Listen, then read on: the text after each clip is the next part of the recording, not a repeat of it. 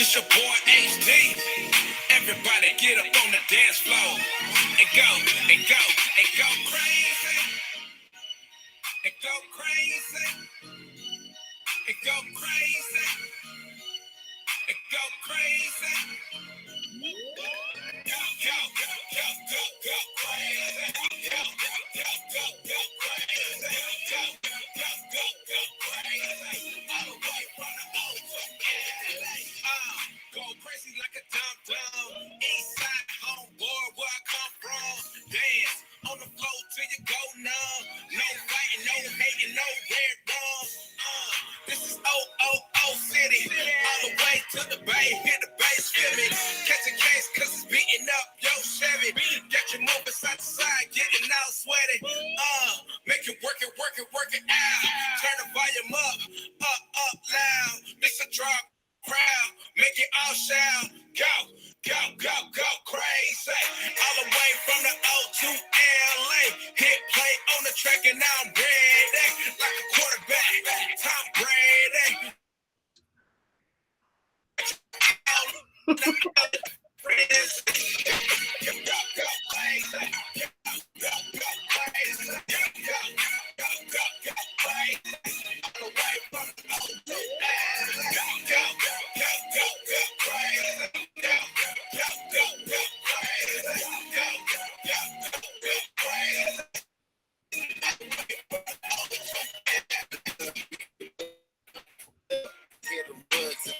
Turn the subs up. Everybody hands high like a bus. Yeah, I'm from the best. Don't you see the dubs up? Baptize him on the spot, fill the tubs up. I fraternize the original type of photo. I go crazy, yeah, loco. It's solo. The coach, you know, it's the ocho. Person together, put the devil in the choco. I leave him on the mat, flat out. I squeeze it. But when they see him tap out, they go crazy. Go, go, go crazy.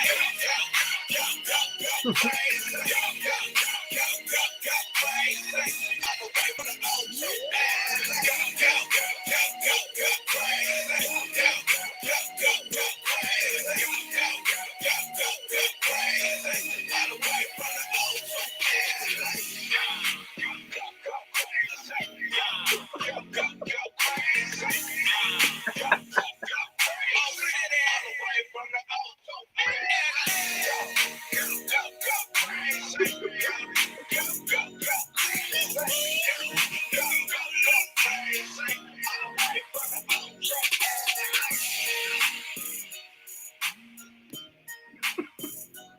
So you remember a couple weeks ago I was telling you about the music and how it chops and screws itself on my side. Did you hear any of what happened today? It sounded like the regular old track to you. Yep.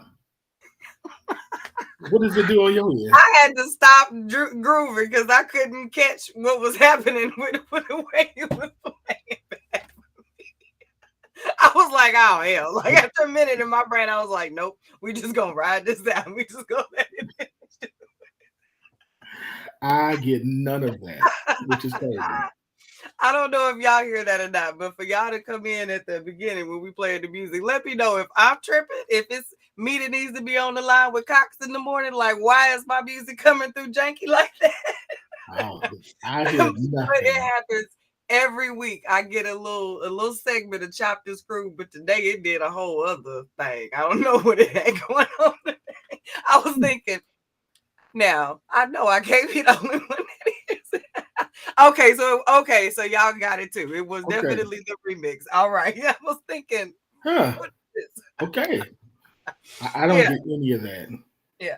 It was a little extra today. Sometimes it does a little, it drags just a little bit, and it keeps the party going. But today I don't know what the easy was happening tonight. Anyway, keeping the party going. What's good people? It is Tuesday. It is 8:05 because I had a little commentary, a little chit chat. But we are on time, nevertheless, for another Scoop show. All right, and we've got quite a bit in store, fellas. Stay tuned in on this one, okay? We'll set y'all up on this here agenda pretty nicely, okay? I must say he put y'all on his back today, and we're gonna have We're gonna have a good conversation, and I support the setup on this evening because I see what we're doing. I'm in alignment. I see what we was doing. So I'm with it. So fellas, definitely tap in. For those of you that are already locked in with us, go on and bring the team in tonight. Okay, this is a safe place for the fellas on this evening. Come on in. And while you get comfortable, go ahead and drop your city and state in that comment section. Get on acquainted in here. Since we're about to be good friends. So go ahead and say what's up and drop that city and state for the comment section so we know where you are repping and where you are tuning in from tonight.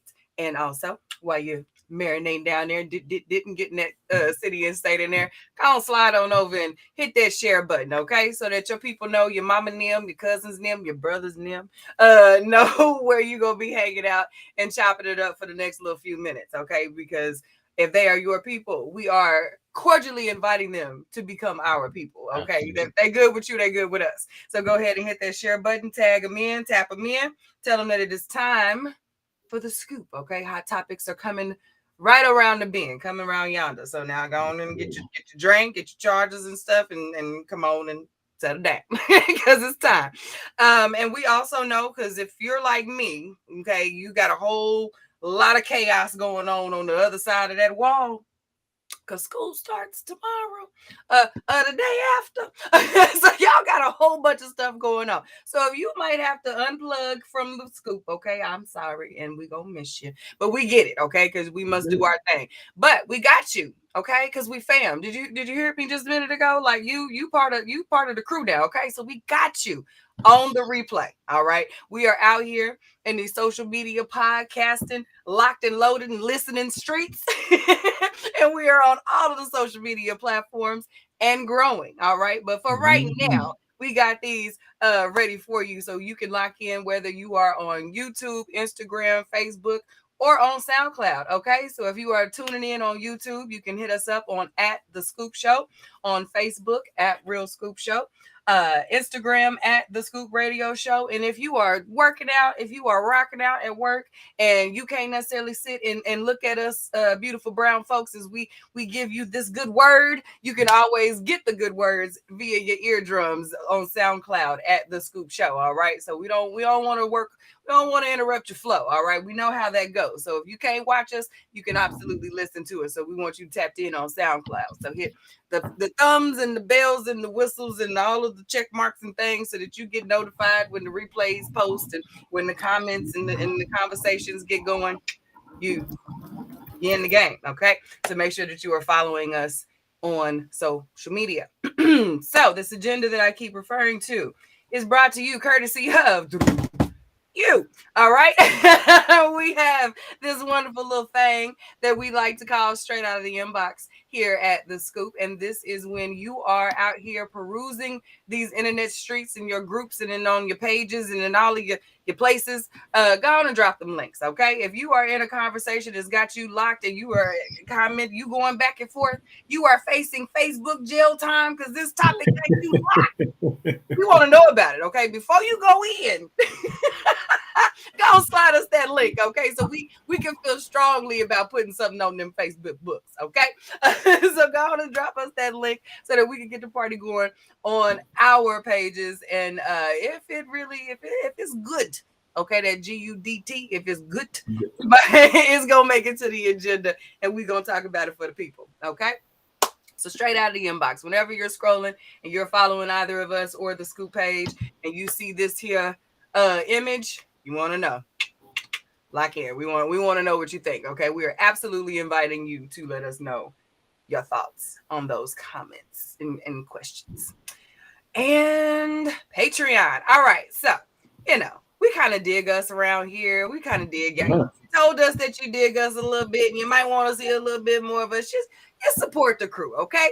So if you support the crew and what we're doing around here, and you want a little bit more of what we got, we are extending the reach. Not only are we on social media, we are here on these support media. That's what I'm calling Patreon going forward. It's that support media, okay? Go on and slide on over to the support side of things, and give us a Give us a little bit of your time and a little bit of your coin so we can make a big thing happen out here in the world. All right.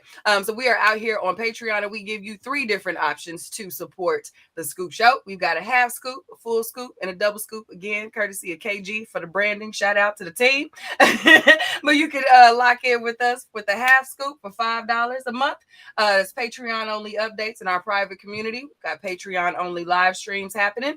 Our full scoop includes for $10 includes everything you get with the half scoop, plus 20% off branded merchandise, early access to event tickets, and our double scoop. Like if you rock with us the long way, like heavy, you might want to go on and get that double scoop for $25 a month and get you all of the scoops, plus a Scoop Nation shout out during our weekly show, this show right here. You get access to our double scoop only events and our exclusive content such as Scoop of Sex and private interviews. Okay, so we have lots on the horizon for our good fam out here. So go ahead and lock in on the Support Media Network on Patreon and follow the Scoop and get locked in with us. Okay. I think that's it. How you, bro? I know how you are. I'm good, but I'm tired. Hold on, before we do that, okay. Let us say happy birthday to our favorite Yes. Black History. Happy birthday, sis. All things Black History teacher, Miss Jamaica's the big 40. Yes. Happy We're birthday. looking day over 14. Her and baby girl looking like Twinkies out here. Happy birthday. yeah. Happy birthday. Mm-hmm. So yeah. KG said we're gonna talk about Andrew Tate. I don't even know who Andrew Tate is. Okay, I'm gonna have to look that up. Sorry, I'm gonna look that up. You should have straight out of the inbox. Send me something about it, KG. We can talk about it. I don't even know who it is. Right? Sorry. But yeah, no, I'm good. To your point, a bit busy. Yeah, very busy. I literally walked in the door 10 minutes before we were supposed to start. So busy. We just gonna do busy. Is that how we gonna do? We just gonna hit them with excited, tired. So for those who don't know, yeah, I'm like, you gonna make me do it because you know I'm gonna show out. Like, don't leave it to me to tell the people. So for those who don't know, this past Sunday, I officially became the senior pastor of Maple Avenue Church in Holland, Michigan. And so yesterday was my first day in the office today. So so it's dope. I actually went to this church during my years of seminary. So to be able to come back and lead this congregation is dope. We had Denise on here before, who was the pastor before, and it's before me. And so we're still, obviously she's played a big, huge role, but yeah, that's. Y'all drop some hearts and some the good things for Pastor Panda. He is officially Pastor Panda out here in Nisha. Y'all real first, don't call him that. We call him that. He our Pastor Panda. But he is official like a referee whistle out here. And I'm so proud of you. We are proud of you. I tell Win all the time, if he touched down ever to put some roots here in O City, my hips will be back in the pew, okay? I will be back in the pew. But I will be virtually getting my feel with my good bro on Sundays going forward. I am so proud of you. We are so proud of you here at the school. I appreciate that. So proud. Appreciate that. Yes. Thank you, Jamie. Thank you. And listen, I was like, so they're gonna start. They like. I told them, so should we call her first lady? No, she's not. Don't call Jamie because I'm gonna get her some hats, and she will kill it. Okay, get us some hats. With a little veil covering one side. No, but actually, that's not. They don't listen. If you ever come in that church with a hat on, you'd be the only person coming. Yeah, I don't see you leading a hat type church, but if so, my sis would kill it. If you did. This would kill it, okay? Absolutely. So this is a cast iron skillet, the big one. This is big. It's huge. Yes. So I'm excited. How you doing? I'm doing good. It has been like I said, getting ready for school. I mommed the hell out of today, okay? I'm just gonna beat for your girl because I'm gonna toot that on. I did a full day's work, got off work, came home, switched out of my work shirt into my BTMR, repping all day, whoop, whoop, rep roots. Ran to the store to do quick shopping for clothes, supplies, grabbed me a tea, got back to the house in time to unload, have them dressed, make sure things fit and was proper, like, get back, do slides for the show, sit back, eat me a little bit of macaroni and cheese, and have time to be waiting on you. Waiting on Y'all, me. I killed it. I didn't have my ADHD medicine today. Like, that was all natural cue that got that done today. You deserve a round of applause for that. That is okay. I killed it, and I'm owning it. Okay, I sat back. I said, "Girl, you absolutely did. Absolutely did. Yes, that's what's yes, up. yes. That is what's up. That's good. So I'm doing good. Good. And so we got a junior, and Anasia is going into the 8th grade, and Amaya will be a junior this year. My baby is 16 and 13. I have a 13-year-old, a 16-year-old, and Adrian is going into his sophomore year in college. Yeah. Proud mama, chest all out. As you should be. I'm off for the next 2 days with my babies. As you should. Have a good day. That's what's up. That's what's up. All right, you ready? Yeah, let's go. Yes, sis, killed it. Okay. We mamas know. We know what kind of feat that is for the day. Okay. Hey, we get you the right hats though, and you'll be out here killing it. Set a new trend out here. Tell them, hey, one Sunday is Hat Sunday out the month. Lord help. Hey, we never know. You know what? You never know. You know, we like a theme. We show out for a theme. You ain't got to give it to them all the time, because then it gets boring. We like us a theme though. All right. Oh, we didn't do. Did we put this one up? Oh, there it is. Okay. No, we didn't. I see what you did here. You didn't put the original. Oh yeah, that was a lot. Like, we can give it in the commentary, but that was a lot of words. I've been working on fewer words. Brevity. Yeah, I was like, wait. I'm looking for the image. That's why it's not there. Okay. So let's get into these. Thank you, KG. It's official though. Like, it's all me. All right. So this first hot topic is. Thank you, Sarah. I'm sorry, by the way. Miss you, by the way. Look forward to seeing you soon. So here's the first hot topic. The first hot topic is, ladies, a friend of mine. This was actually straight out of the inbox. So this is a good one.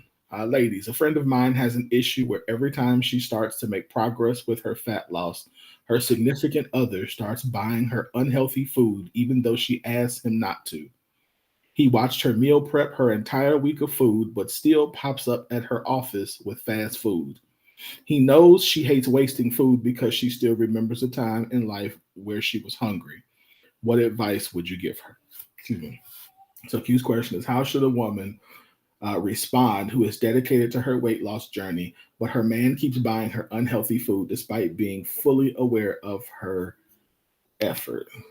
What advice would you give her? Is this a test of her discipline or disregard? Ooh, child. My first inside head thought when I finished reading the thing, I said, ew. I think I typed that on my comment too, but I said, ew. Like, no. This would be a huge turnoff. He'd have maybe he'd have one full work week to do this before we'd have to have a full real sit down for me to be like, stop that shit. Like, don't do that anymore. You know what I mean? And or I think I also said, like, he would see me literally immediately hand off the food to anybody other than me at that. Oh no, baby, I brought my lunch. Lunch is on me today. Thank you. And send him on his way. You know what I mean? Because, like, no.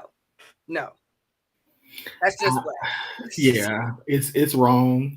Yeah. I just don't understand why. Like, what is the point of doing it?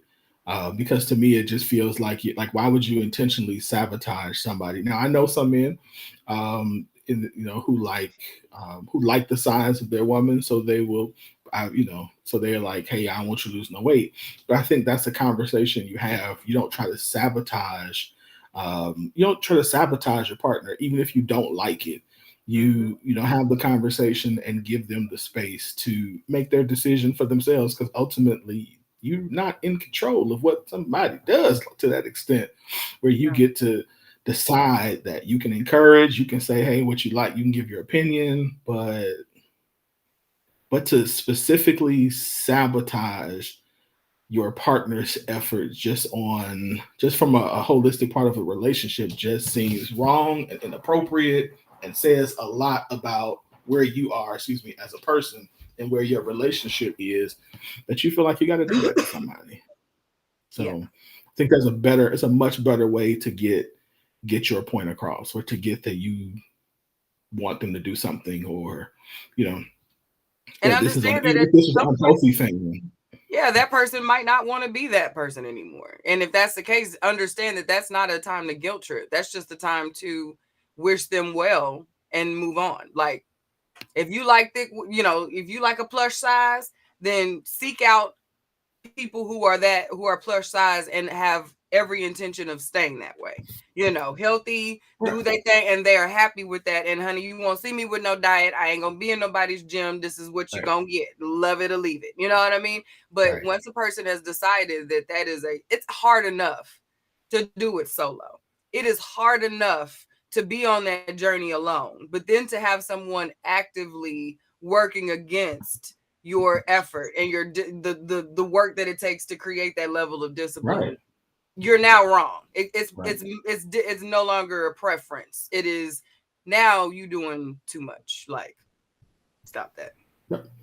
Just like, I mean, Sarah said here, it's a lifestyle. And so if you Mm-hmm. see somebody's trying to make a lifestyle change, for you to, again, to just purposely try to ruin them, Yeah. yeah, this That would doesn't make not sense work to me. for me. And that's friends too. That's not just your significant others. Friends too. Like, the Yeah, people who are supposed to be in your life, like your circle, should not be going out of their way to work against what you yeah, got going on. yeah. We know you was playing, KG. I ain't Mhm. paid you no attention. um, I think so. I know, like, for example, to your point, I agree. Like, I remember when I was like a few years when I was really on my, eating well. I was, I was on the whole, Had because us I knew doing people. push-ups and whatnot. And don't worry, I'm coming back. But like, trying to fit, like, I would go places and take my food with me, like, Yeah. because I knew that's how it was. Like, I had my Tupperware, my protein shakes, like my pit, Yeah. like I would carry a bag with me with food in it for the day, because that's what I knew I needed to do. And Mm-hmm. so it was like, this is what I'm gonna do. And my expectation was that the people who were on my side, who were, like you said, would do right. So Yeah. what's up, Yeah. Trey? How you doing, buddy? Because I might not, I might not hit the track with you, or I might not. I might eat my food and eat but I'm not gonna be Yeah, talking. I'm not gonna distract you from what you got going on. Yeah, absolutely. right, That's crazy. right. Doesn't make sense to me. No. All right, all right. You got anything else on that one? No. Pack your pee and go, ma'am. That's my final thought for that. I probably should have kept that to myself, but that's really how I felt about that.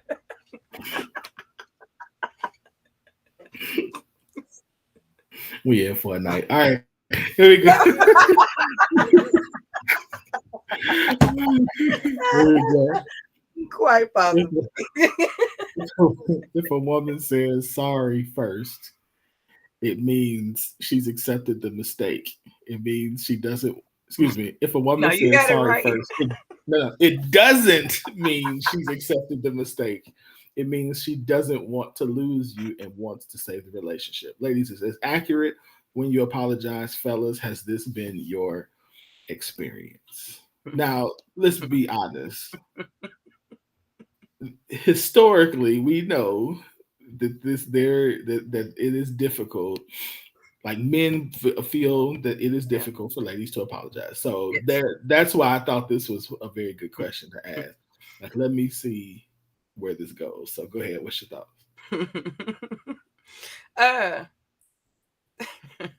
yes. it is pretty understood that men feel, and it is understood that women are slow to apologize. Like, it's true. Now, for what all the reasons that we want to give for that, okay, but we are slow to apologize. So I do also see why this question would have tickled your fancy. But I do have to, I don't think that I disagree. If a woman does go to the point of saying that she's sorry, or words that resemble I apologize, it varies, but she's saying, yeah, that's my bad. She's gonna own it. Like, she's meaning it. If she don't mean it, she's not gonna give you any of the sounds that sound like my bad. You know what I mean? It's gonna be all of the other things that women do when they do not feel that they are at fault for a thing. They're gonna dig in and hold tight to that thing. Rarely do you see women just bow out gracefully for the sake of fine, whatever. Okay, you right, my bad. Carry on. So like I think it's possibly happening more. I've seen us talk about it happening more. Where it's just like, okay, yeah, you got it. What? All right, regardless of the back and forth and who really feels whatever, it's happening. But that has not been the case. So that's where I'm like, I don't know if it's more for the whole I'm just gonna keep the sake of the relationship, and I like that I checked out on. But yeah, I think if we're sorry, we're gonna say we're sorry. It might be a yeah, okay, my bad. Like, it ain't gonna be the most enthusiastic apology all the time. Like, I'm gonna be honest about it. Like, once we get, but it doesn't mean that it's not genuine. Because it's not enthusiastic doesn't mean that the apology is not there. I think that sometimes it can take a woman, especially if she did feel that she was right about a thing, like any person, to come around to that full understanding of, okay, yeah, you could have done better, but still know that in that moment, I'm the one that needs to be like, yeah, okay, you're right, cool. Do you think? Okay, so I'm gonna say that this is a thing. Like, this is a thing. But I do think that there are some. Wait, the meme is a thing. The I think question the is meme a is a thing. thing. Oh, okay, Yeah. okay. I think that the degree to which it happens depends on the person, because there are some ladies who are first of all, you have to think about, there's the passive aggressive type woman who doesn't like confrontation and who will say I'm sorry in order to maintain a relationship. Then you have the ones that are like just tired of arguing, and so I mean, these things happen in those, like, you tired of arguing, so I'm just gonna say I'm sorry because you ain't ready to hear this, and I'm tired of fighting with you, and I'm tired of the tension in our home or in our relationship, so let me just say it. And then you have the ones who Jesus himself can descend and sit on your shoulder and tap you on the forehead, and you still not going to apologize. Like, it just you're wrong. depends. Yeah, like, you're wrong. Nope, I'm not wrong. I don't care. I don't care what anybody, like. So there are. I think this happens, but it is not even so much the apology. It is hard to get ladies in general to admit that they are wrong, because a lot of times it seems like you all are looking for examples and for stuff that we don't like. If we can't say it in the way that you understand or get, then it's like it's completely dismissed. And it's like, okay, you don't even consider it. Whereas when it's the other way around, first of all, because you all are better in general at arguing, y'all come to us with a bullet point examples of, on this day you did this, and on this day you did this, and on this day, and you're like, yeah, that's all true, but no, but so this is a thing. This is a thing, and I will say that I think that we just have to, first of all, I've learned to keep records.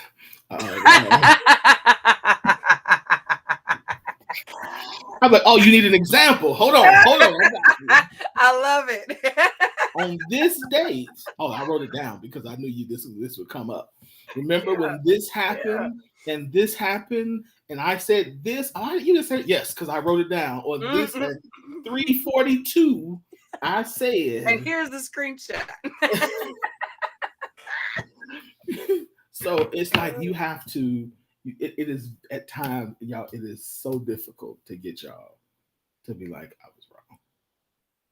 I think that, yes, I think that it can be difficult if there is not an effort made to understand her.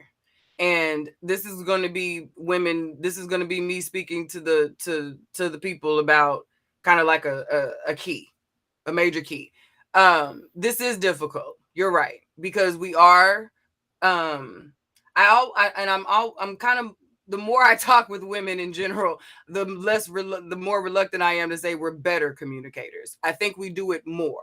We're more versed at it. It doesn't mean we're necessarily better at it. But when you are in relationship with a woman, especially one who has a strong personality and is a communicator, who shares her thoughts and doesn't back down, there has to be an understanding of that. And instead of meeting it to minimize it or to check it, it's a meeting of an understanding where you don't allow disrespect or nothing like that, but there is a different energy that comes to that conflict or confrontation that allows the communication, however, to happen, to get it out. And then it's met with, okay, I hear that. However, this thing, it's rough sometimes, but it can happen because, and it takes a very special mix of people to be able to speak to someone while they are in their thing and bring them back down to a we. You know what I mean? It's hard to go from me to we, especially when you feel you're right. But when someone is invested and can come back and say, no, I hear you, I feel you, and I even understand why you're giving me all this extra right now.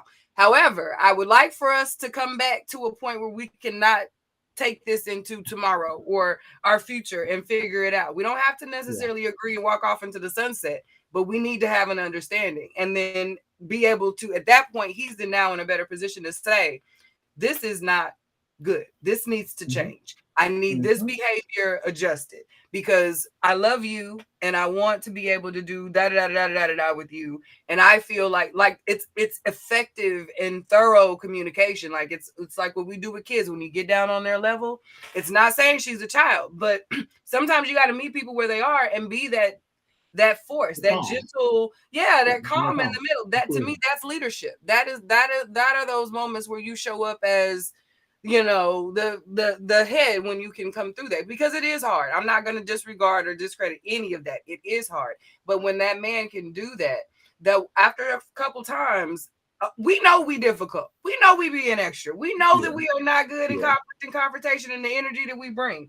But when that man consistently shows up in love and effort, and I'm gonna be here as long as you be. You got time, I got time. As long as you want to do this, we can do this. Because I'm still be right here loving you just the same way, and you still wrong. Like, you know what I mean? And stand on that, because it doesn't need to change. That is, that's how you get in there. That's how you get in there. Now let me say this. So this is somewhat personal too. So you're absolutely right in doing that. I think where it becomes difficult for me, I can't speak for all men, I'll speak for me on this. So where it becomes difficult for me is a lot of times, and it always seems like when there is that level of conflict, it always hits the trigger. And so now as a man, I have to figure out how to control my emotions while saying what needs to be said, and like you said, standing on what I'm saying. Where I tend to get thrown off is when that trigger comes. Now I'm triggered, and now my emotion kicks in. Yep. And now it's like I'm defending myself instead of hearing what you're saying and trying to stand and speak to that. Because now I realize, oh shoot, like this triggered me and I'm in it. Yeah. The thing So about triggers, I think, is you press a button, you press the trigger and you let it go. You pull the trigger and you let it go. Sometimes we allow our triggers to be mashed from that moment instead of realizing, okay, that was quick. Yep, you got that one in. Okay. yeah, You know, right. you know, Be able to just like let it. like But somebody just went. I've learned to like what I'm learning. I not learn, but I'm learning to express. Okay, like you just said, that was a trigger. That response was not appropriate. Okay, this is what where I'm saying, and this is what. But it takes Time. takes me a second. Yeah. To calm down because like I was telling Jamie, I am learning. I'm learning how to appropriately manage the feeling of anger because for so long I never addressed it. I just pushed it when I felt angry. I just push it down, don't deal with it, and then it gets to a point where the bubble's over, and I'm just going off on everybody and everything, yeah. and everybody looking at me like I lost my I lost my mind. But instead of being able to say how do I okay express that I'm angry and then live into it, like be angry, but don't let it cause me to move away from properly communicating and standing in and leading in that conversation because I don't always do that well.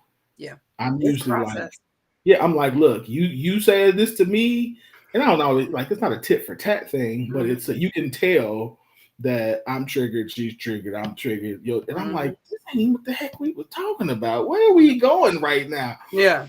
What are we doing? Like, what are we talking and about? That's okay to be in those moments and say that. Like, pause. You know what I mean? Like, bro, pause. Like, this is not where I'm even. Okay, all of that could even be fine and well and valid, but that is not what we're talking about right now. Right? Let's get back to the main thing, and I think we have to be okay with that. Like, we have so much. We came up on the after school specials where whole world conflict was solved in 30 minutes to an hour. We came up on Disney and Nickelodeon where they covered some heavy stuff, in 30 minutes to an hour, or maybe a part 2. We might have got a to be continued where it took 2 hours to wrap that thing on up. You know what I mean? For the really, really deep stuff. So there's a lot about how we have learned to conflict and resolve that is not realistic. It does take a couple times to come back sometimes. It does take you saying, that can't keep doing that. Like, we gotta, and then really be able to, there are times where you look at each other and say, no, what, where did that come from? What? We have those moments, and it doesn't mean you're doing it wrong. It doesn't mean that, you got to throw the whole thing away. It means that you've got to figure out a way to get to the bottom of your thing. And it's going to take time for both humans to human that thing together. That is half the battle of relationships, is figuring out how to do your walk with someone else when you very well could do it solo dolo. So it is checking in consistently with someone. Okay, you like this walk? We in 1-2 step, or we in 2-3 4? Like, what are we doing? What are we doing? And how do you feel about it? We're going right at the fork, we're going left at the fork. Like, that is the whole thing. And you're not always going to decide, hey, they got McDonald's over there, well, I want Brahms. Like, those that is what that is, but we don't really get to discuss all those things like that. And we are now, it's becoming more prevalent now how we're doing it. And I don't, we talk about it every week. Are we doing that right? But the fact that we're having those conversations and working through that conflict, it's really training in a way that we haven't had access to before. It's the muscle that we don't exercise in relationships. Yes.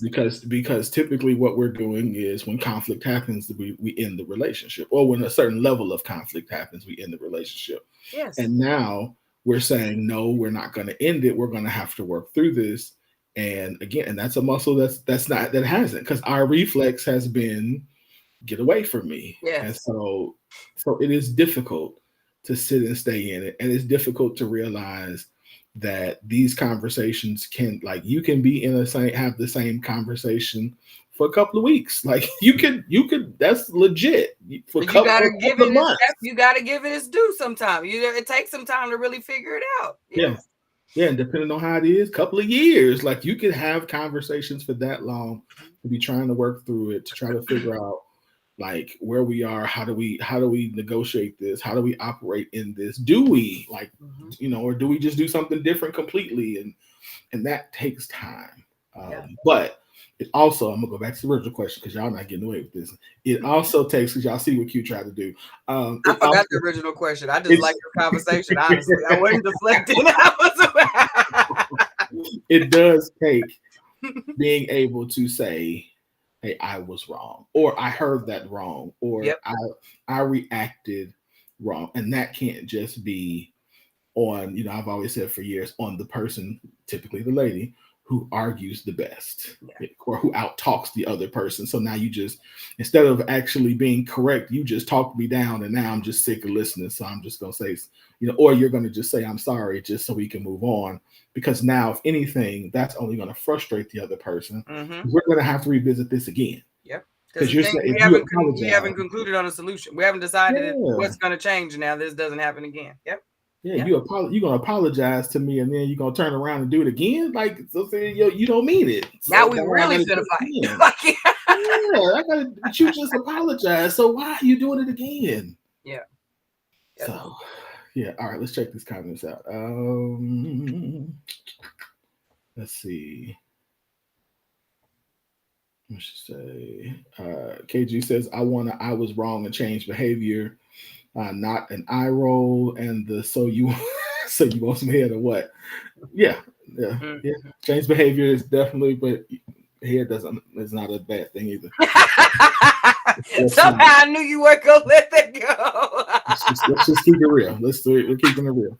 He's I ain't gonna turn it down. I ain't gonna be. I'm not turning. I'm not gonna miss out on my blessings now. Come on, KG.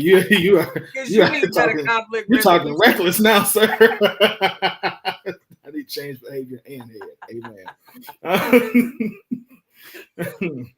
I'm sorry. I'm sorry. I almost spoke in tongues. Anyway, the only way I see this playing out like this is if she's not truly interested in the guy, not much investment in said relationship, maybe less prone to apologize. If she loves you, she's invested and means it when she apologizes.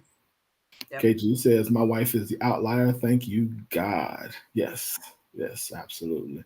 Yes, and Jamie is the queen of keeping receipts. Absolutely. I'm right there with you. I'm a Capricorn. I don't delete nothing. I'll delete an app before I delete a thread of text messages. I might not have talked to you for years, but that thread is down there. If we talked with this phone, that thread is in that message. It's down there. And that's why y'all win right there, because we be like, and y'all be like, I'm like, that was 2012. So don't matter. It happened. You said it. Like, oh God. Oh God. You said a word. That made me giggle when I read that. Listen, I don't believe. Not y'all. You've heard me say I don't believe in going back and forth with women. I just don't. Yeah. I don't think that's wise. I have a life rule. I don't go back and forth with men that ain't mine. Yeah. Just that too. That one has served me well in these last 5 years. I developed it in MOT, but I am standing strong on it in 2022. That is wise. Martin and Gina breakups. Yeah, they do. Absolutely. Yes. Absolutely. Yeah. Absolutely. What's going on, Shatoria? Hey, y'all, shameless plug again. If y'all have not signed up for Shatoria's conference, sign up. San Antonio, October 2nd weekend, October, second, third weekend, October. Give me the flyer so I can, anyway. But y'all go and sign up. She about to put the website link in the comments so y'all can sign up for the conference. It's in San Antonio. We gonna be there. The time will be had. Yes, absolutely. Yes. All right. What's next? Oh, okay. All right, here we go. 5 ways to make your partner feel wanted. I can't. Okay, 5 ways to make your partner feel. 5 ways to make your partner feel wanted in the relationship. It says 1, learning their love language, implementing it. 2, checking in, asking how they're doing, small thoughtful gestures. 3, asking how you can support them. being attentive during quality time, follow through with the plans you make together, and verbally telling them kind and thoughtful things that you like and appreciate about them. That was technically six, but okay. Right. We got a bonus. So, thoughts? What was the Thoughts? questions at the bottom of there one more time? How do we? You got a question on the bottom? Yeah, it was two of them. No, I can't see. How do you articulate what makes you feel wanted in a relationship? Like, I wrote the question. How do you articulate what makes you feel wanted in a relationship, and how well do you accept your partner's list requests for change? I think you did the second. Good question. Whoa. I wasn't expecting to be big like that. I came back and I was lying. Right. I was lean and doing my thing. I wasn't expecting to be like that. So I do love this list. I do love the list a lot. I am not good at asking for what I want. I have learned that. I was raised this way, and then I've learned that it is not realistic. That my mama was around unicorns. Like she had a time of unicornness around her, because that is not the reality that we're in. But she is of the mind, and I was raised of the mind, that the man who is your man is proactive in taking care of your needs. So if he sees that there is a need to be met, he will fill it without you necessarily asking. A woman should not ask a man for money. She should not be asking him to take care of the man things. If you are his woman, there's a standard of care that he is supposed to have and be in lockstep and engaged in making sure it's taken care of. So I did not develop a very good understanding of communicating my preferences, my wants, my needs, those types of things. I tried to do a very good job of being the lady and doing the things that the woman does, and then he's supposed, those types of things. So that has not always served me well, though. Hence the caveat to that lesson that I had to learn through experience, that it's you have to say what it is that you as an individual needs, because as I became my own woman, I realized that not all of those things were things that I may want or desire. I needed other things. But how do you say that in a way that establishes it as something for you and that is still valid and true, aside from the status quo? So I have gotten better at it, but I completely own the fact that I still do struggle with this. So I've gotten better at saying, I will, if you are someone who I've determined I can trust with a need or want of mine, I will communicate that need or want clearly and give you all of the reasons why. Like, I will go out there on my vulnerability limb and tell you all the reasons why I think I need this thing, but pay attention really well that time. The likelihood of me coming back again and saying, "Oh, you remember I needed that," or "You remember I wanted that thing," and you saw it. I'm not a hint dropper, really. I'm not you got to pay real close attention to your girl after I give it to you. So because that is a thing, that is a struggle for me to continuously put me first, or to say, "Hey, remember me," because I am I'm a caregiver. That is just how I'm built. So that has, I just have to own that. I wish I was one of the people that came with the thing and you just knew it and then we gonna rock with it, and I'm gonna keep reminding you, no, I like that, I'm not that girl. Now for, my people in their list, I'm fine. Give me your list and make them as detailed as possible. I'm gonna try and do that, however you need it. I'm all about loving people how they want to be loved and giving them what it is that they need like that. I'm for that. Especially we're in a reciprocal type of situation. I'm that way for strangers. Like, if I'm gonna give it if you need it, that type of thing. But if we're in a reciprocation relationship and that's consistent, and like, honey, like I don't. Sometimes I don't know who I would be. You know what I mean? With that type of, operating at high capacity right there. Yeah. So, No. Yeah. That's good. Okay. So for this one, I think I love the list. mhm, Um, I think one of the things that I'm recognizing about myself is part because I'm analytical and part because whatever is you're good. I'm really good at like checking the boxes. Mhm, mhm, Like so I'm really good at like making sure I ask the question, making sure how was your day? Like, what I mean? Like the things that are the little things, mhm, I'm really good at that. But at times I have to remind myself that asking the question isn't good enough if you're not paying attention. mhm, And mhm, so one of the things for me is because in my mind, I recognize, like, I think that, like, I have in my mind what a man is supposed to do. mhm, And so in my mind, I'm doing those things. And if I'm doing those things, then you should be happy. mhm, And mhm. not recognizing that, number one, to your point, some of those things are things that my partner never asked for. Mhm, mhm.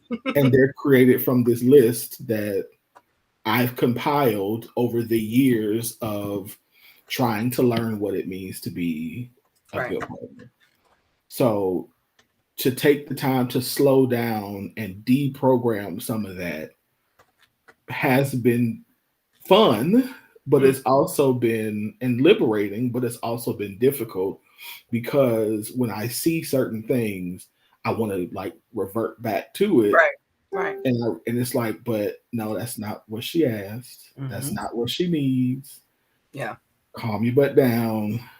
Just, or because I am so busy trying to like, okay, let me just hurry up and check the box. Mm, Like, mhm. let me just a sec. And I didn't realize that sometimes I again really just having this conversation with myself. Like I didn't Yeah. realize that sometimes, dude, you're doing the right things, but you got to check the motives for why you're doing the right Mhm, thing. mhm. And And be in the moment while you're doing it. Like you got to how be can you there. be in the Yeah. moment? Yeah. So little things like learning to do a better job of putting my phone up, Mhm, or like just stopping, or like it's something that like in this season I'm really trying to, because and not answering the phone, let people go to voicemail. yeah. Like before, if somebody called, I had to take it. Now it's like, I don't know, Mhm.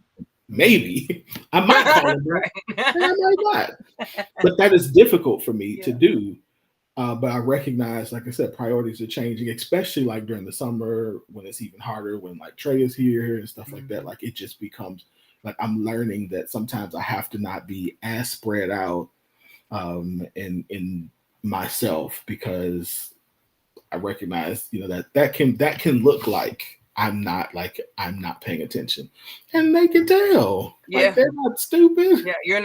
You're not operating at full capacity. Like you're not. Yeah. right? Mhm. And then I get frustrated because it's like you're not appreciating what I'm doing. Well, so I think for me, I'm learning to do better at that, because it's not a matter of desire or want or care or love or anything like that. It's just a desire. It's just the difference of slowing down and focusing Yeah. in. Yeah. That's just, and that's me. I can't say that's for everybody. I know that's me. That I have to do better at that. Yeah. So KG has a good point. He said being able to really identify your woman's needs is a more feminine style of love, because women are students of their partners and know them at the back of their hands. Men just protect and provide tradition. And that's I can agree with that. I don't think we should be okay with it, which I don't think that's what he's saying. No, I But don't either. Mhm. I think that's actually, there's some truth to that, in general. Yeah, There are which some is ladies why I who, said she had been around some unicorns who had tapped into a different yeah, level of because I I think what made it stick for me also was because like it wasn't just said to me, in a lot of ways, my dad was that guy. Like, my mom didn't ask for a lot of things. He would literally come home after working 4 days out of town, like with things. Like, he would come home, you Yeah. know, with, Yeah. you know, and that was just like what he did for her, how he loved on her, you know what I mean? And it's a blessing to have a man who is out of that traditional norm, that thinks that way. Doesn't mean my dad is perfect. They definitely had their things, but in that realm, that was one of those. It was actioned, and you know, that was it was actioned, and it seemed like it was a joy for him to do. You know what I mean? So I thought, shit, that's how they go. That's what that looks like. You know, and not saying that a man who does not show up that way is not joyous in how he takes care of Correct. the woman, because he's got a list, as opposed to, Correct. you know, he observed. Like, that's not at all what I'm saying. But I know that Me I'm not neither. the only person who has been taught that, who has seen that, and moves with that, because that was very real for them. But that ain't how that Yeah. goes, sis. Yep. Yep. Use your words, sis. And that's, as you're saying, I think that's the other part of it right there too. To the other question on here is, we also have to be willing, as the person in the relationship, um to say what we need, Yep. and be willing to say, like I see what you're doing and I appreciate what you're doing, but that ain't what I need. Mm-hmm. Like, Mm-hmm. I need this. So we can do less of that and more of this. That's more of what I need. And I appreciate it, because I think, and I can speak from a man's point of view, I think one of the things that we're a lot of men are upset about is the fact that we feel like we're doing it. And you'll hear men say stuff like, it's never enough. She's always upset. She's always complaining. She always wants more. And sometimes that's true, but sometimes it's a matter of, I value these things, and I value these and think that these are the things that you need and want, and are my responsibility, to KG's point, like to protect and provide. So I'm doing that well, and I'm not cheating, and I'm not beating you, and I'm not, you know, I'm doing the stuff for Mother's Day, your birthday. And she's like, but I want this. I want to go for a walk every night and hold your hand and talk to you, and I want to do that. I don't, you know, I appreciate that you provide, but I don't need to go on these elaborate vacations. I just need you to take me for walks every night for 30 minutes. And I need to connect daily, as opposed to once every 6 months. Yeah. Right.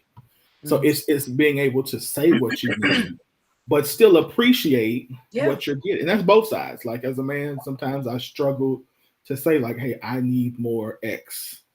I appreciate what you're doing, but X is that thing. This is it. Mm-hmm. That's appreciative, because I know that takes a lot of work to do, and I know you sacrifice to that. But this is what fills me in this season. So, that's hard. And that's hard. That could be hard, especially if you come from a background where your needs have not been important, or where you're in relationships where you never experienced what it was like to have someone actually care when you said, hey, I need something. So that moved with that expectant, you know, where you could expect it to be handled. Right. That type of yeah. And then be gracious. Be gracious in the sense of giving time, because some of the changes that we're asking for, again, are hardcore changes for some of us. And I got to untrain myself. I tell people I have to untrain myself all the time to not see myself as a paycheck. As liberated as I might be, like, sometimes I still revert to my self-worth being attached to how much money I make. Which is what I think we have so much of the back and forth that we do right now. We're having unlearning conversations out in public. Like, the debate that many people have with the opposite sex is not really even with the person. Like, they're having you might as well be the angels on the shoulder going back and forth about the thing. It's just happening with different avatars. You know what I mean? Mhm, Because mhm. a lot of the time, one person might not be saying anything that's crazy. It's just different. There's Mhm. nothing wrong with it. It's just not what we've done before. This feels different. This don't quite settle in my. I can't sit on. You know what I mean? Like it ain't. You know. So I gotta try it. I gotta press it, which is not a bad thing. Like Right. we haven't gotten comfortable with conflict being a part of progress. There Right. is a thing as natural, healthy conflict where we can debate and don't have to necessarily agree about a thing, but we can have a better understanding at the Mhm. end of the day for how I can take bits and pieces of your part and with bits and pieces of my part and maybe remix mine a little bit. Now I got me something I can take out on the road, and so do you, because Right. we've now meshed and mingled a little bit. So we're doing Right. a lot of that ungluing and unlearning together, which is Yep. beautiful. But I think we need to look at it for what it is. It's not I hate you, you hate me. It's we're figuring this thing out together. And I Right. think our lack of relationship, meaning I'm not laying with you every night, oh random person on Facebook, as we talk through these relationship things. So what we discuss isn't something I got to carry in my spirit for the rest of my life. This is something I can bounce off of you respectfully, but play on some of the things that I'm thinking and have somebody else Mhm. bounce that back with like, what the hell? No, don't ever say that again. Like that. No more of that. You know what I mean? So like, we got to do that more so that we can have these conversations and really discuss needs and wants, and then not be an affront to our characters and who we are as men and women because it's something different and new. Because that's what every time someone shows up with a new thing that we don't really dig that no more. That's not necessary. We're gonna reprioritize. But that was working. Emphasis on was. Like our main word was. Now we're in is. Like we're in the present. Like we get stuck there sometimes. Most times. Yeah. No, it's real. That's real. Yeah. That's real. But I think that's good. I think if we enter into the conversation with what you just said, like it's a totally different thing to enter into that conversation thinking this is unlearning as opposed to this is something bad about you. Right. Right. Like I that's a don't different care. Like I that's a don't care at different the end of the day if well, you like what I like that much, because I'm not dealing with you like that. You know what I mean? That's what at the end of yeah, the day, that's what I'm reading these comments sometimes, thinking like, why do you care that bad to go that hard personally? That person, like, focus. yeah. But that's difficult. Like I said, I mean, like to do it with people who you do care about. Yeah. To do that, that's difficult. That's a good change to like, okay, this is unlearning. This is me, and and that's one of the reasons why I do love the people who engage with us on post and on here, is that I think they're at a place where they understand they're going to get diversity of opinion and thought Yep. and respectful, healthy debate and hope. Our hope has always been that they'll take those things and kind of think through it and process through them to see the other side, to expand how we deal with one another, because even though our opinions are valid, they're not always right. Right. So it's And it's okay, and for that's every okay. situation, even. That's Yeah. okay. Like, yeah. That's okay. Let's see, JB says sometimes we get caught in the motion of things and miss out on the connection and the emotional piece that can leave your partner depleted. Absolutely. Mm-hmm. Absolutely. KG says it's hard. Hard. Absolutely. He said, I went from six figures to trying to figure it out overnight, but my wife's loyal and now I don't feel like a paycheck. Yeah. Mm-hmm. That's good. Yep. That's good. Good. All right. Let's see. Yeah, it's 10:04 already. It is.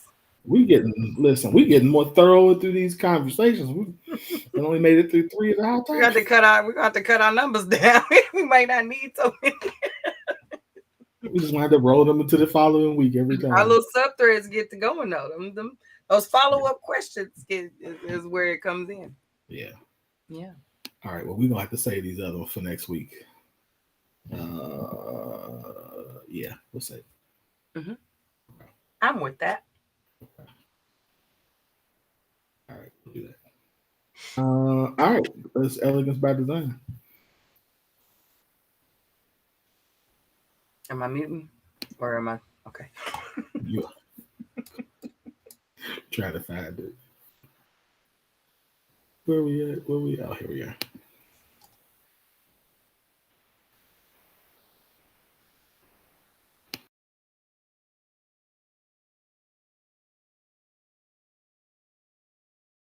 Hey Sugars, have you heard about the Blocked and Beautiful Braid Balm from Elegance by Design? The days of braids being weighed down by heavy products that don't hold are over. Blocked and Beautiful Braid Balm is perfect for box braids, updos, and the most intricate of braid styles. Let your creative juices flow, knowing Elegance by Design has your braids on lock. Order yours now at elegancebydesign.com.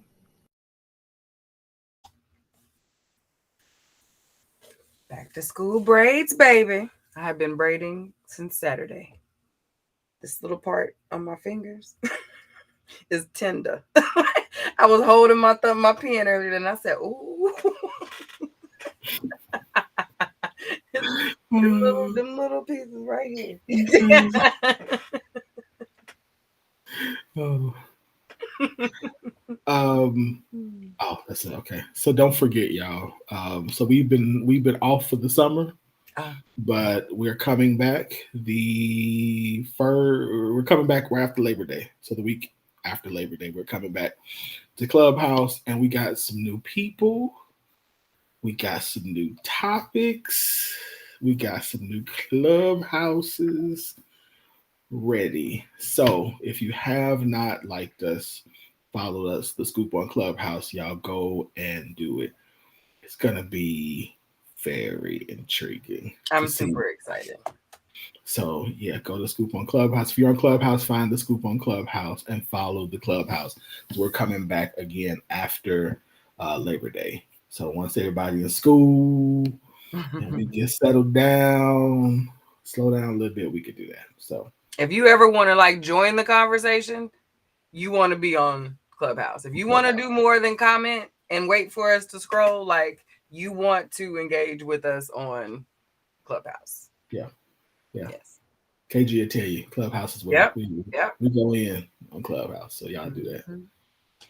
Also, if you have not gotten my book, y'all know y'all can still go buy my book, right? Yeah. So y'all still go buy my book, Surviving Relationship Storms, and we will. I got it.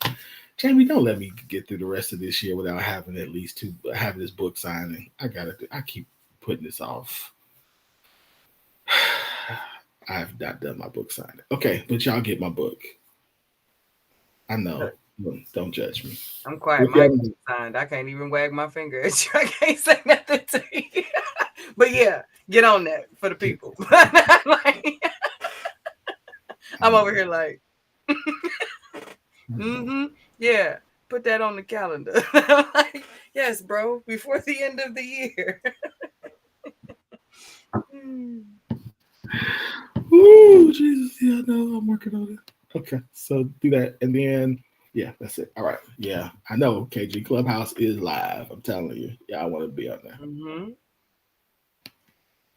I know. I can't. But I know.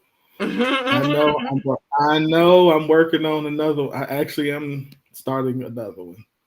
I don't even know. It just says Facebook user. I know. I hate that. I don't know why that started doing that, or why it gives us some and not the others. I don't dig it. Yeah, it is. What's the? Oh, yeah, I do know what the next book is. But anyway, okay. She told us this. Right. No, KG. We're starting after Labor Day. So Labor Day is September 4th, 5th. Oh, Candace. Okay. Oh, hey, girl. Yep. Yep. So we're gonna start after Labor Day. So all right, let's get on to this main topic. All right, you ready? Yeah. So men need to be loved physically in order to love emotionally. Women need to be loved emotionally in order to love physically. True or false? Is this deeper than gender? And our main question is, what men needing to be loved? We often talk about what men need and what they don't need, and how they don't need a lot and all these other things. We kind of want to, this is a very basic foundational thought process on how men and women relate to one another and how they best love one another.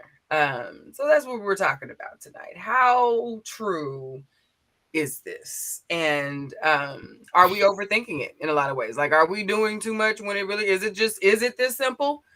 Or are there some twisties and turns to this understanding? Before we get to that, Mike, let me ask you a question. No, there is not, but that's actually a good idea. Mike says there's one website where we could get all the products that we both sell. There's not, but that's actually a good idea. That is a good idea. That's a very good idea. Yeah. That is a good idea. Okay. Action item. Noted. Also said on the air, so it's gonna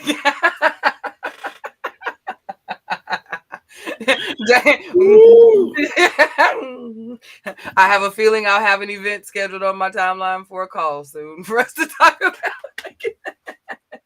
Sundays are open pretty soon, sir. Sunday afternoon. Just send it all. Just send it all. Send the meeting request. I'll be there.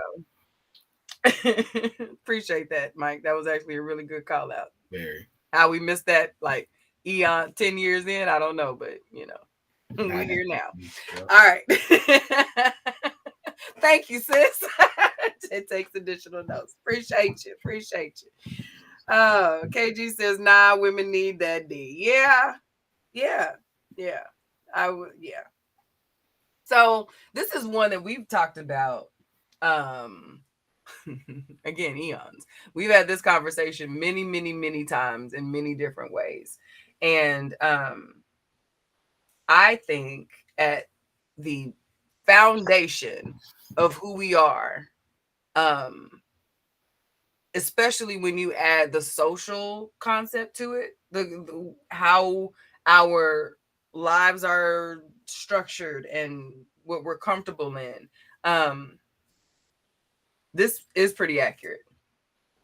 And I don't think that's necessarily a bad thing. I think as people go on their journeys, their personal journeys, and get exposure to different levels of love, this can adjust. And, you can start to see some crossover happening where you get, no, I need that. Like, just like KG said, but I think for most women, if time after time she feels as though she is being poured into more from a physical perspective, not at all relating to the other parts of her non-physical attributes and assets and the things that make her, then even you could have a D dipped in gold, and it is not going to do what it would do if you tuned into the other parts of her. It's true. Because of what we do to create the people that we are, what goes into the full woman is so important to us on a grand scale. So being reduced to just, and it's not saying that it is just in your mind, but that is how it translates when it's obvious that you really, really, really, really like that. But when you really, that's cool. When you look at the rest of us, I don't want you to be like, hell yeah, to that. And then be like, oh yeah, she cool. To all the other parts of me with clothes on. Not so much. Same way with a man. He is not going to want to always take walks in the park and cuddle on the couch and do all of those things if you don't make him feel as though you only light up for him. He is your everything. You want to run across the field with the violins playing in the background, like that type of outpouring and emoting of you are, that is huge for men, not only from an individual perspective, but also from a societal perspective. We put a lot of hero worship on the men in our lives. So there is a certain level of that while not required, is dug a whole lot by even the most Yeah. modest man. Well, no, I don't need all that. But to have a woman go all, like that, Yeah. in whatever capacity she does, that is big. That is huge. And it matters. Yeah. So okay, so let me put context to you because I think what you and KG are talking about are two different things. So I think that if we are talking about in the context of a long-term relationship, I just read his last comment. if we're talking about the content in the context of a long-term relationship, so years, Yeah. you are absolutely correct. Yeah. But if we're talking about initial attraction, early phase, Yeah. what KG has said is absolutely correct. So I think that's Yeah. so for contextual purposes, yeah. If we're talking about a long relationship where we're trying to be in this thing and some, get to the forever stage, then yes, absolutely. As a woman, if the emotional part of her is not seen as just as important as the physical aspect, then yes, then the physical, even though she desires physical intimacy, because women do like sex. Let's be clear. Women like sex a lot.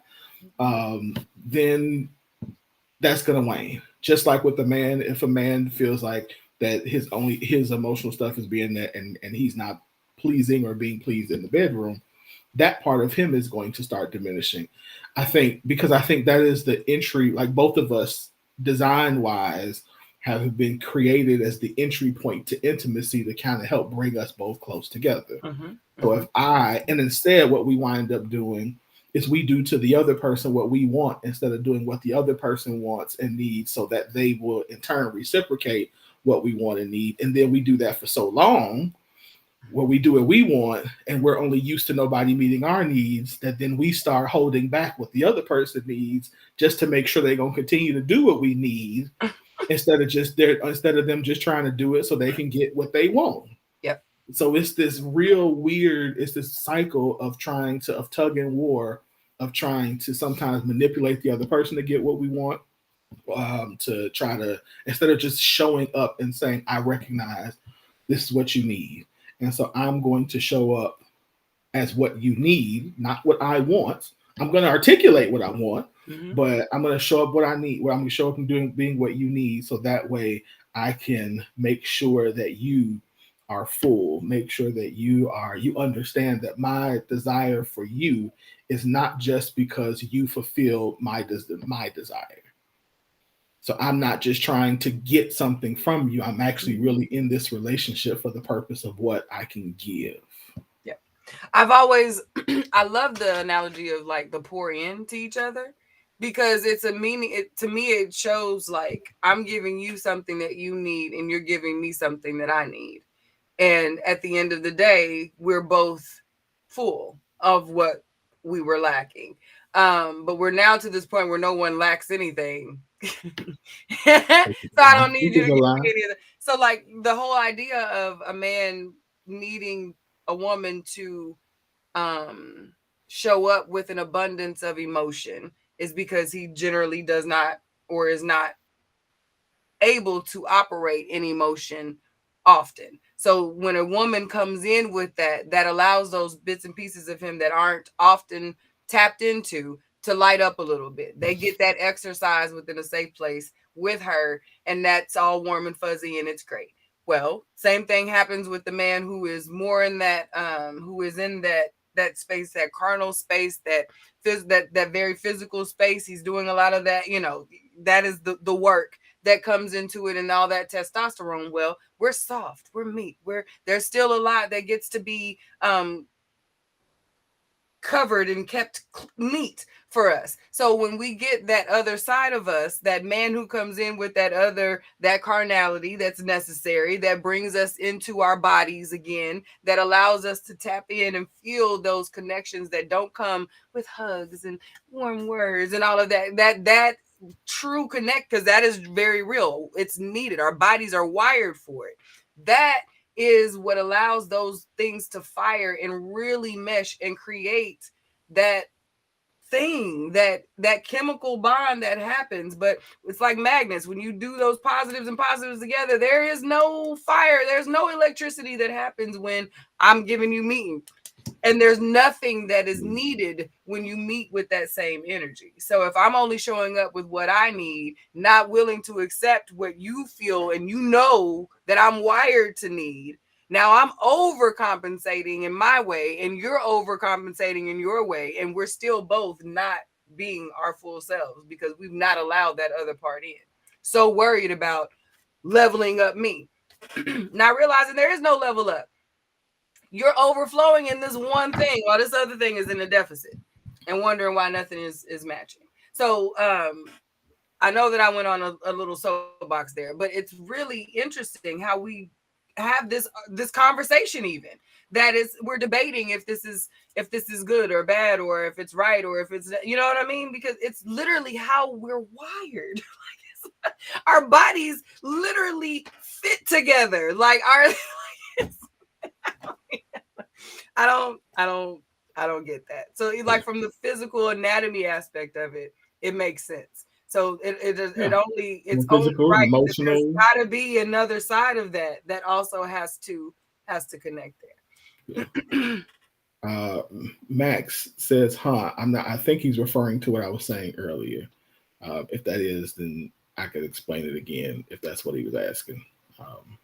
But put that in the comment if that's what you're asking. So, yeah, I think, and I think that part of the difficulty for us again is like you said, is first of all that we have this idea that we don't need each other, that or that I'm better by myself. So and it's like, no, you're not. I get the message that you're trying to give out, but absolutely, you're actually not better by yourself. You're good by yourself, and that's fine. And You there's can nothing wrong function, with you can being. survive, like you can Yeah, absolutely live a good life by yourself. yeah, there's nothing wrong with that, and there's nothing wrong with doing that. Like Mhm. nobody, I always said, like, but even being like, again, not being like, it's not like you have to be married. That's the point I'm trying to say. Right. Like you're married, so now all of a sudden there's this. No, I'm not saying that, but I am saying that even if you're not married, you still need community, and you still need a diverse community of people who will bring to you or bring out of you the things that you don't do well, or who will help you reflect yourself in a way that you can get a more full picture of who you are, and not just stay at whatever place you are now, but they'll help you grow, and they'll help you, they'll cover you better, so they'll do other things that will help you become better. So even if you don't, like, there's a level of friendship and intimacy that can be obtained that way. Yep.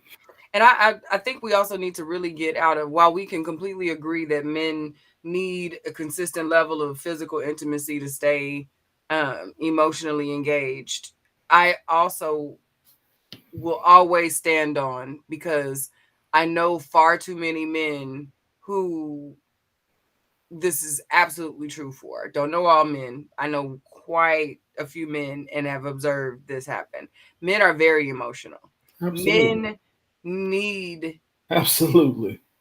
uh that. there is a necessity of a place for that to happen and it not be taboo. And I think a lot of our frustration is the fact that we have forced emotional men into non-emotional boxes. So now that we are forced with an elevated sense of everything creates these emotions, like our world left and right, it's not boxed in, it's not we don't get to go to certain places and experience the BS, like it's everywhere, and to the point where people Mhm. are emoting everywhere. And I've been frustrated as a woman, and as a Black woman specifically, over the last 5 to 10 years, honestly, as all of these things have happened out loud, and we have not really given a lot of room. And it's always been a question of, why the men are feeling, you know what I mean? And then we start to question it, and it's now it's a joke now. And it's honestly, to me, it's frustrating knowing that we need this time so much for healing because we've been traumatized so much out in the open, and had to deal with that and cover that so quickly. We haven't been given time to settle into that, and especially men, to settle into what that feels like. And then when we do, when we are watching it happen and it's on a loop in our algorithm and over and over again, and you happen to get a man who feels, or something is tough and it's hit his heart and he feels a way about it and he's saying something, and then we got people calling him, he doing too much, or he's, oh, you got to, here you go, there our men are weak and doing all of this, and men don't do that, men don't. How come they don't? You know what I mean? And then it's just, so I don't know if that's the mother in me, but it is very much the love in me of our men, that it is hard to watch that happen among men, especially. Not saying that women don't do it, because we do, and it is very frustrating, especially knowing the power that we hold for healing in our communities. It's extremely frustrating to see women jump on that as well. But to know that men also experience this and don't talk about it, and then when they see someone have the courage to do it, it's not even a matter of being quiet and watching how that happens. It's I've got to come to that and tell you, oh no, that ain't how that's supposed to be. We don't do that. Instead of, I would hope, if that is what we're doing publicly, there is a private, hey bruh, we don't do that in front of the people. Come join this space where it's okay. But something tells me that's not really happening. It's more of a, because how do you come to someone privately after doing that publicly and saying, but here's the safe place for you? Yeah. You know what I mean? Somebody else has to do that. So where do they go? And especially if we as women say, you got to lead us somewhere, but we have nowhere for them to go and get that. So yeah. Yeah, I think that we are getting more spaces like that, but I think we're also trying to figure out. First of all, to your point, we are saying that we can't do that publicly, and I think a lot of that is because we're still trying to figure out if that is a form of leadership, and does this diminish my leadership in your eyes as my woman if I do this? And we hear a lot of people say, a lot of ladies say, no, that's okay. But then we see, like you said, the spaces of, oh no, that's too much. You a punk, you gay, you this, like all of those things being thrown for emotion. And now it's like, okay, let me not do that now. Again, back to like we talked about earlier, when I recognize that this is something that I can't do in a safe space, this is something I won't do anymore. Yeah. So, but I do think there are spaces for men like Donnell and Damon's, like their modern manhood. Like, to me, that's one of the things that I enjoy about it. I know there are a couple other brothers who have spaces where we as men go in, and if you're having a bad day, you're like, hey, I'm having a bad day. This is what's going on. And they're not always large spaces. Yeah. But which might be what we need. Yeah, which is what I'm saying, which is what we probably need. I mean, because you get too many men, and then you got the brothers coming in talking about, nah, you can't do that. Yeah. So it's we're getting there. Good. We're getting there, but it's a slow process that gets us to a place where we realize, like, I can be, I use in my book the term, I could be both lion and lamb. And how do I be lion and lamb, and that not affect how I feel about myself? Because I prefer to be lion. Right. I prefer to be lion, but I recognize that sometimes I need to be the lamb.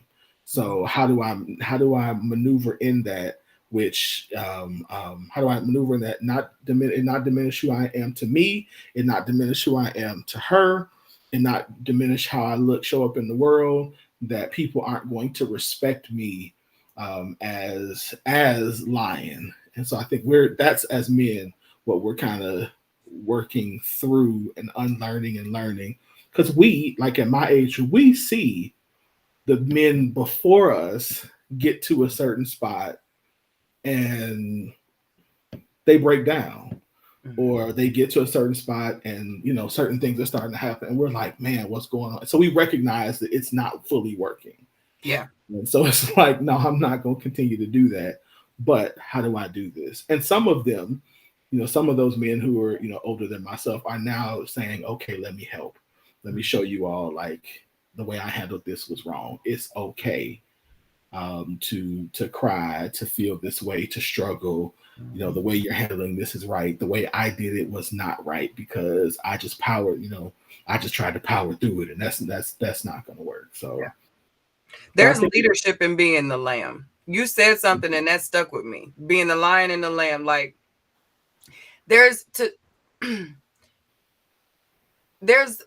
one thing to know that you've got someone capable of getting you to a goal. It's another thing for some to know that the person who is leading you to your goal has also been where you are and can identify what your walk feels like from behind. So as leaders of our families, our communities, churches and businesses and things like that, when you are setting directives for your families and groups of people, for them to know that they can come to you all as the leaders and know that you can identify and have experience with what that lamb life is like to know that, I can see that and I got you and I covered you, but know that too is okay. And you got some lion on the other side too. Like that part is leadership. It doesn't distract. It doesn't detract anything from your lionhood because it gives the lambs that fearless feeling because they are being led by a lion who has been in a lamb space and understands. You know what I mean? Like he's seen it. He ain't asking me to do nothing that he ain't been willing to do before. Right. He's shown me that he's had these moments that look like this, and look where he is. Look where he gonna get there. Yep. You know what I mean? Because this is a small thing. You know what I mean? So don't hide the lamb part of you because those are the people that you're pulling with you. You know what I mean? Because then you're going to be lambing together because, hey, at least they see me over here. You know what I mean? You know what I mean? We can figure it out together over here. But if you got somebody coming back and say, it's okay. I know. I've been there. We going to be all right. Right. We're going to be all right. Let me show you how to get through this. Let me show you how to. Yeah. Absolutely. I mean, and not even so much, not for me, it's also recognizing the impact that this has like on my boys.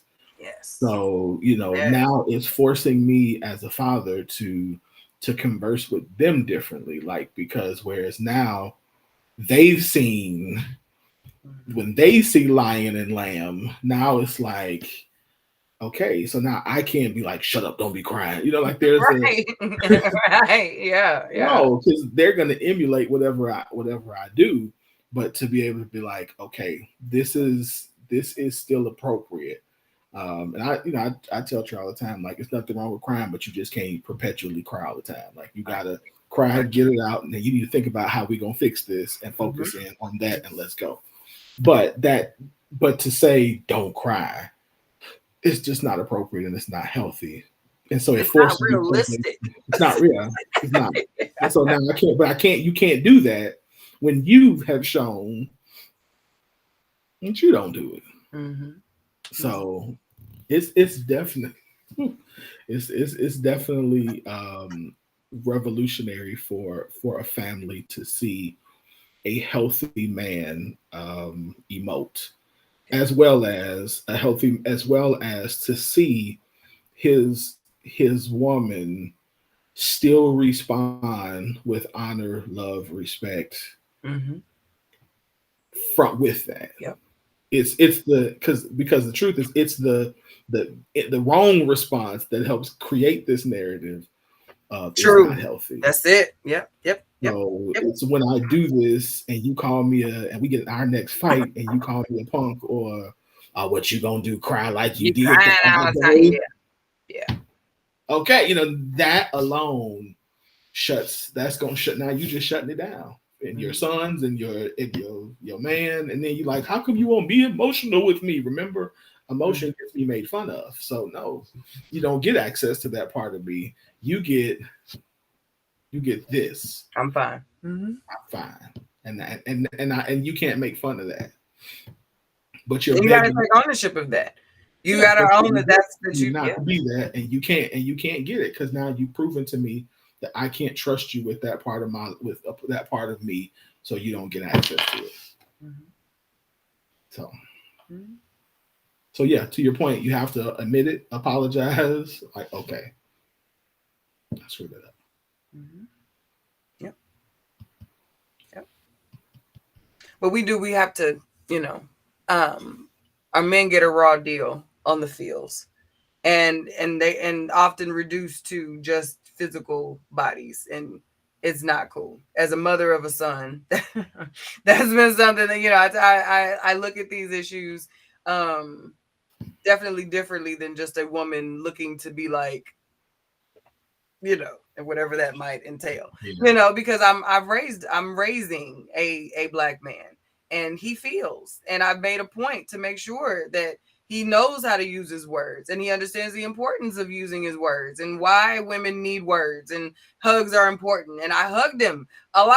I still do, and kiss him all over his face. Like all of my, if you've been around me, you've gotten that probably, but like, that's me. But for our kids, especially, like, I've always wanted them to know what physical touch felt like, in all the ways, the good ways that, are loving, and to know what it feels like to be loved on, and for you know what I mean, and to be able to give it and receive it, and to see when it's needed, you know what I mean, like compassion, and those things are things that we focused on because they are lacking, and they get beat out of us over time. So like, I needed it to be in them, and especially coming up with as Black folks, and watching Black men get so restricted and have all these boundaries put on when they can love, and how they can love, and who they can love, and how hard they can love, and when they got to pull the love back, and it was important to teach him that your body is just as important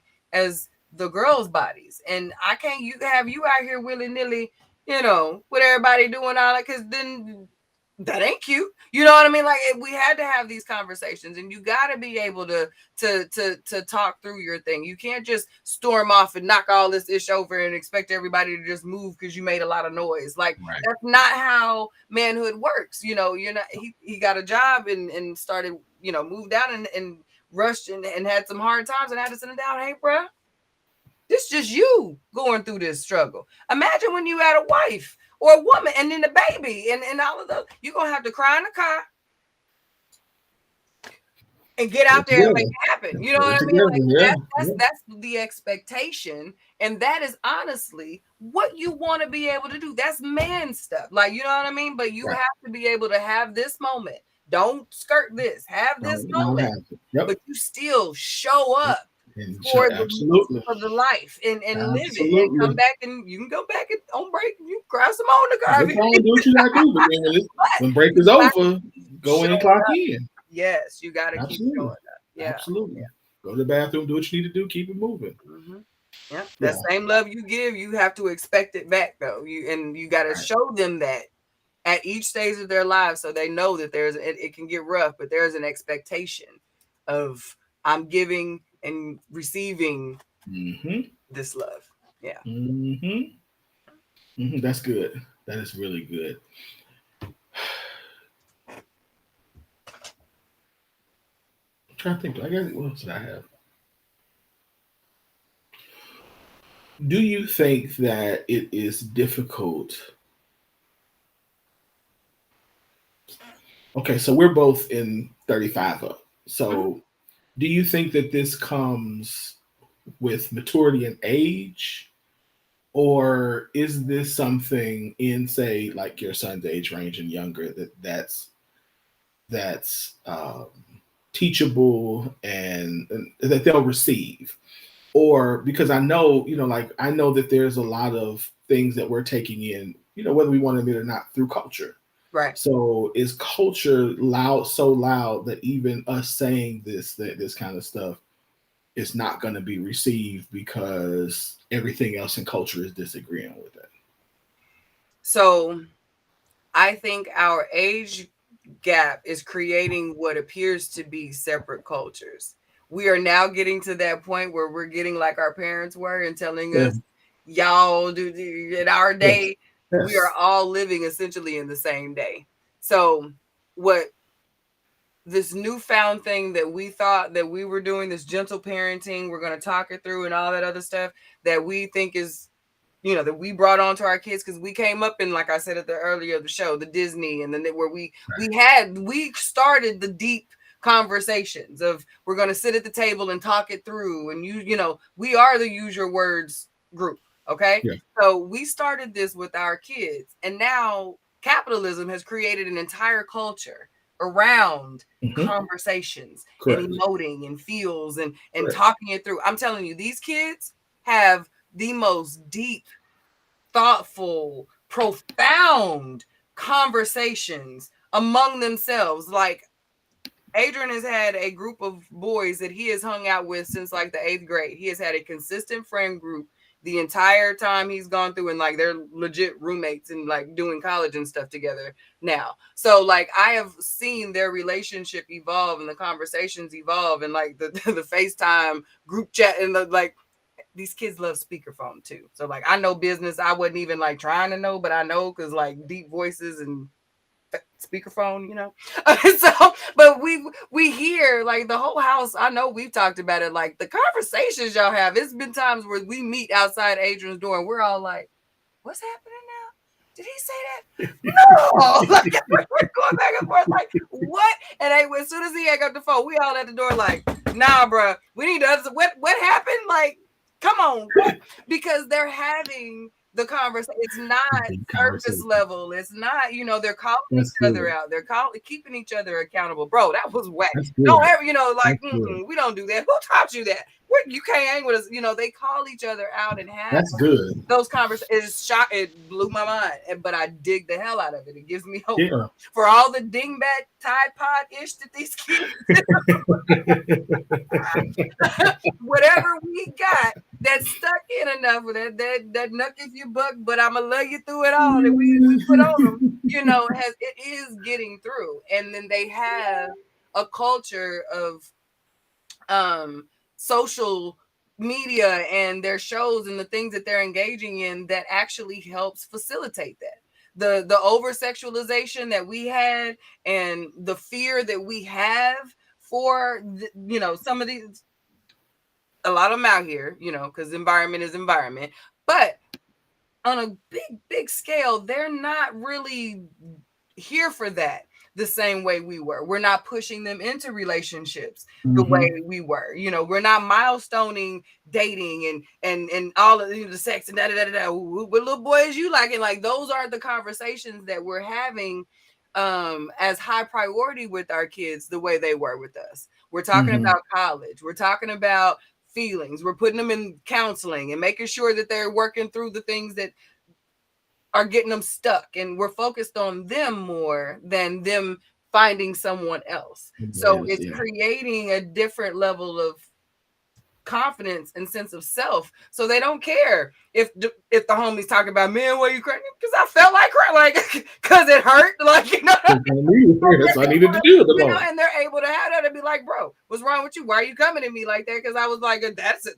Are you really rocking with me? Because you gonna come at me like this, knowing I was feeling this kind of way, which is what we want. You know, that confidence of being your whole you and not being peer pressured into boxing you back in. So there's hope.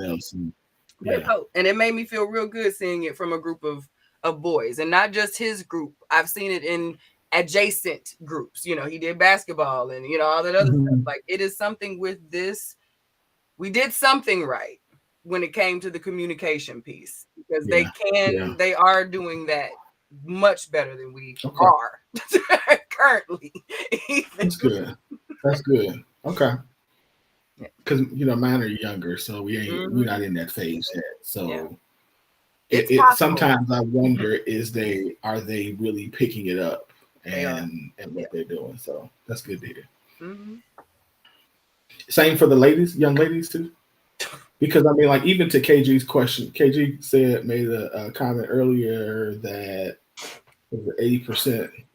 What is it? 80% of the women. Yeah. Let me scroll real quick. Where's it? No. Basically, 80% of the women are picking dudes because of the physical. Mm-hmm. Yeah. 80% of the women go for 20% of the guys solely because of their physical qualities. And I that's part of what made me wonder, like, is this an age or maturity thing? Because I would agree with him on that. We did. These Yeah, kids I would. now? Yeah. So there's all of this conversation. Y'all know I'm the teenage whisperer, right? Y'all know I'm the teen whisperer. I stay tapped into the babies. Teenagers are legit my favorite people. But so there's all this conversation about why so many of our teens are in the LGBTQ. They're identifying as bi. They're having this conversation. Yeah. Well, parents are having the conversation, and because a lot of the kids are in schools, and Yeah, we're regulating stuff that don't need regulating. Mm-hmm. The baby's got it. But the conversation is, like we're spreading this on to the kids. Mm-hmm. When you sit and you talk to these babies, especially the young women, because you just asked me about this, there's a lot of young women who are in, say, the 13, 17, 18-year-old range who will consider themselves bisexual. They will say, I am bisexual or full-on lesbian.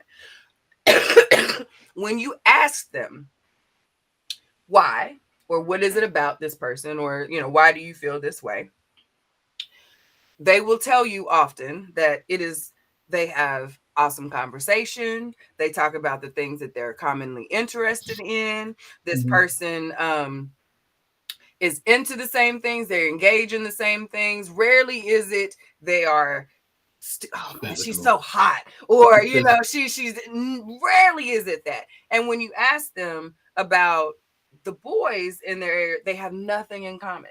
The conversation is not anywhere on the same level. They have none of the same interests. They I've heard flat out, no drip. Like no drip. Like the swag is up. Like the interest in engaging in a way that is appealing to what girls this right now are into is lacking. So while we are in this stage where our hormones are changing, we're identifying what we like, what we don't like. Until we add all this extra sexual, you got to make the connection to it. They're just looking for people that feel them. Yeah. They're just trying to connect. For connection. Relationship, and because it starts in intimacy first for girls. Again, back to the meme. Like you got to get me on a spot that you dig me. But if the boys that are in your age range aren't digging nothing but each other, or not sexually, but each other, they're all into the same. They're all caught up in the bros and the whatever the young boys are into now. Okay, fine. You know what I mean? Like the girls are not checking for that. So this is who I'm rocking with, and fine. Like because girls naturally we hold hands, we're huggy, we're physical, we all those other things. So if you got to classify it, okay, fine, call me bi. Whatever. Do I still get to go hang out with my girls? Good deal. You know what I mean? Okay, whatever. You know what I mean? But I think as they age and as young men get more confident and identify more of who they are, then they can have more to offer to young women, because these young girls have more opportunities and resources and experiences that they're seeking out. And there aren't lots of little boys seeking out those same opportunities with them. So they don't have anything in common yet. Now I think college, when you get out in life and you get exposed to different stuff, then those things may change. But I am not at all concerned. Because when you talk to them, you understand they're looking at the right thing. They're not trying to get naked. They're trying to find community. Connection. They're trying to connect. Yes. Especially after, I could go on and on for this, but that's good. Yeah. That is good. It's not what we think it is. They're not in the same world that we were in. They were because I mean, well, they are, but they're not. Like to your point, like when I was their age, like I was the boy who they were saying, you know what I mean? Like whereas then young ladies would just once they realize that's all you want, they move on. Mhm. or they stay around and hope that you would, Or they you know, date the older boys. or That's date how the the other. younger girls ended up with the boys who had Yeah, figured it out a little bit and wasn't yeah. doing it. Mm-hmm. But we've So also had so much emphasis on what it's like for consent. Like, it's not safe to right. take that leap now. You know what I Well, mean? That's been all yeah, up in their and we faces. shouldn't. I So, mean, I don't know why no 16-year-old dating an eighth grader anyway, but that's different. mm-hmm. See, but again, different times. Now that is unheard of. Somebody is calling that out now. But Yeah. that was not really that big a thing when we were, that was expected, so to speak. Like, Unfortunately. yeah. All right. But our trauma has taught our kids because we were getting picked up by the people that didn't have no business picking us up, and we see long term that is really not what you should have had your black ass doing. Like, so no, you don't get to go do that. Like, You got somebody huh? that ain't your uncle. I'm like, oh. Yeah. Anyway, all right. Final thoughts.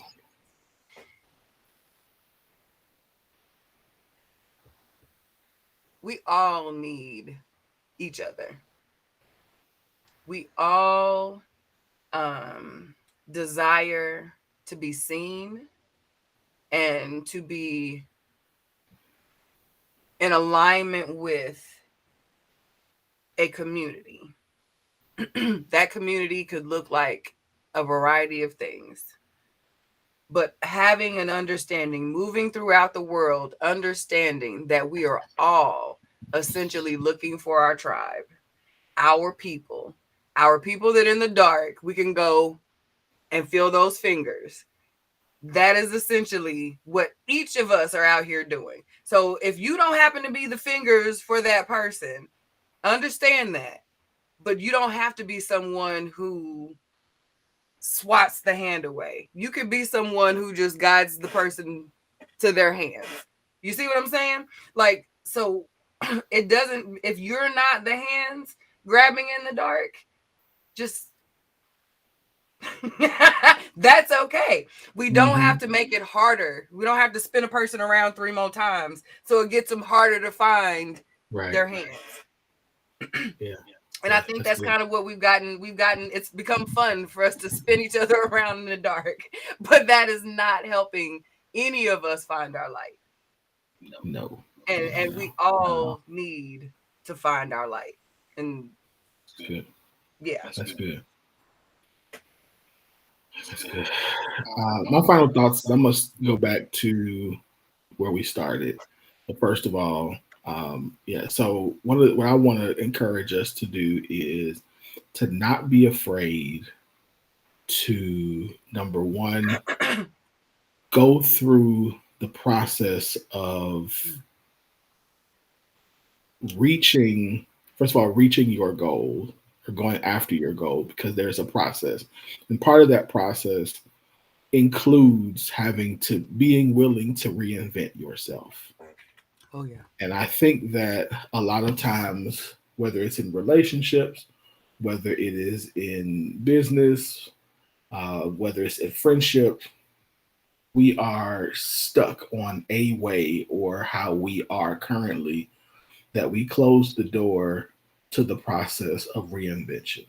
Yeah. And because where we are has become normal, we lose out on the acceleration of life, the maturity, the everything that comes with saying, I'm going to step into something that's unfamiliar, that's uncomfortable, that feels bigger than me, makes me feel vulnerable, not realizing that we can grow into those spaces. We can grow into this change. We can grow into who we're going to be.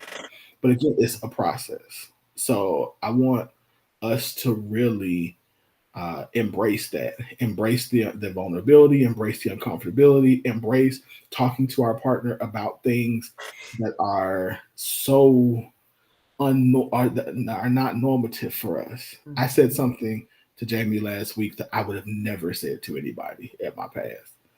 And to say it was liberating, but it was also scary. But I needed to say it because she needed to hear it. And I needed her to know that this is what I was holding, what I was feeling and wanting and needing, even though it was a vulnerable moment. I And love that so, for y'all. That's awesome. so I need y'all to be okay with it. And then be okay with whatever happens from it. But like there's a period of pain and uncomfortable that we just keep resisting, that is keeping us from really connecting with each other, connecting with our higher self, connecting better with our purpose, connecting with, to Q's point, our tribe. Like there's a community that we have to be vulnerable in order to step into. Yep. And we have to be willing to release the good and the bad things about us that are keeping us or limiting us into the current space that we're in. Because all of us are in this season where it's like, okay, it's time to take a step forward. And what that step forward looks like is releasing what's no longer serving you and embracing everything that you know that you are. Mm-hmm. It's one of my favorite things about our relationship is that we continuously identify when it's time to shed and congratulate when you move into that new. It's like, yeah, that's you're tired of that, huh? Yeah. Time to wrap that on up. Like, yeah. But it's intriguing to like that we can do that now, because now that we've been doing it for so long, it's like, oh, okay, this is what this is, and to be able to name it, like, and to have named it several times, like, okay, here's the shift. Okay, got it. So if it lets us, and so we're able to say, okay, this is about to be uncomfortable for a minute. I don't know what's gonna happen, but I got you. Gonna do what you got to do. Let's go.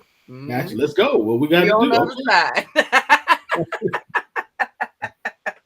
Yeah, and that's very comforting to have. So I just want to encourage everybody to do that, because it's good and it's needed, and you will thank yourself. The world will thank you, but you will ultimately thank yourself for being courageous enough to do it. So that's it. Let's grow, y'all.